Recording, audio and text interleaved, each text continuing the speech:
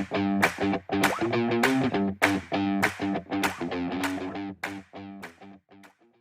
Friends, இன்றைக்கி நம்ம பார்க்க போகிறது ஒரு சூப்பரான மீன் குழம்பு தான். அதுக்கு தேவையான அளவு எண்ணெய் ஊற்றிக்கோங்க.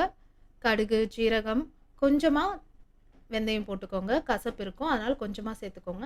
இது நல்லா பொரிஞ்சதுக்கப்புறம் ஒரு மீடியம் சைஸ் வெங்காயம், ஒரு பச்சை மிளகாய், தேவையான அளவு கருவேப்பிலை போட்டு நல்லா வதக்கிக்கோங்க. வெங்காயம் நல்லா வதங்கினதுக்கப்புறம் ஒரு மீடியம் சைஸ் தக்காளி போட்டு அதையும் நல்லா சாஃப்டாக வதக்கிக்கோங்க.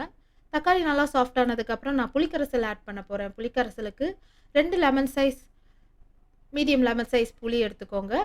அதில் 3 ஸ்பூன் வீட்டு மிளகாய் தூளும் 1/4 டீஸ்பூன் மஞ்சத்தூள், தேவையான அளவு உப்பு போட்டு நல்லா மிக்ஸ் பண்ணி ஆட் பண்ணிக்கிறேன். இந்த குழம்பு 1/4 மணி நேரம் நல்லா கொதிக்கணும். கொதிச்சதுக்கப்புறம் 250 கிராம் ஆஃப் சீலா மீன் ஆட் பண்ணுறேன்.